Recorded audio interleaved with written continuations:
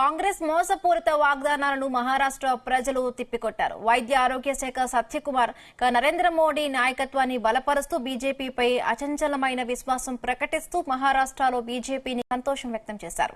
మహారాష్ట్ర ఎన్నికల్లో బీజేపీ విజయ దుందుభి మోగించడంతో పుట్టపర్తి బీజేపీ కార్యాలయం ఎదుట ఆ పార్టీ శ్రేణులు సంబరాలు జరుపుకున్నారు. స్వీట్లు పంచుకుని ఆనందం వ్యక్తం చేశారు. రేవంత్ రెడ్డి మోసపూరిత వాగ్దానాలతో ప్రజలను వంచారని మండిపడ్డారు.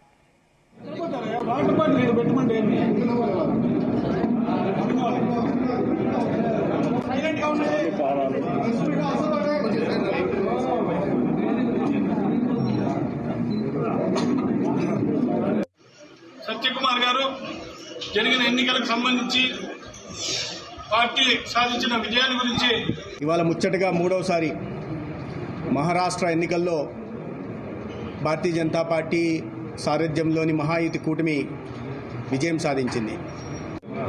మహారాష్ట్రలో కూడా దాని ప్రభావం ఉండింది.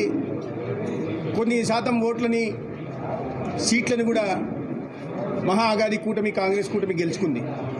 కానీ ఆ భ్రమలు ప్రజలకు తెలిసిపోయి అర్థమైపోయాయి. నాడు ఎన్నికల్లో చేసింది అసత్య ప్రచారం, ప్రజాస్వామ్యం విలువల పట్ల, రాజ్యాంగ స్ఫూర్తిని ముందుకు తీసుకెళ్లడం పట్ల ఒక అచంచలమైన విశ్వాసం ప్రకటించే party Bharatiya Janata party NDA కూటమిని ప్రజలు విశ్వసించారు.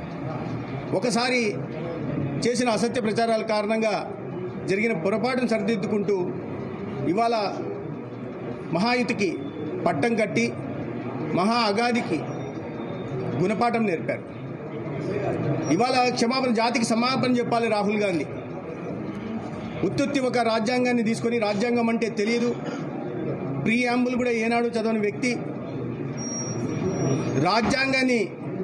రాజ్యాంగ నిర్మాతని గౌరవించుకుంటూ 5 పుణ్యక్షేత్రాలని నిర్మించిన వ్యక్తి నరేంద్ర మోడీ గారి పట్ల ఇవాళ ప్రజల్లో అసత్య ప్రచారం చేసినందుకు, రాజ్యాంగాన్ని అవమానించినందుకు ఈ దేశానికి, ఈ జాతికి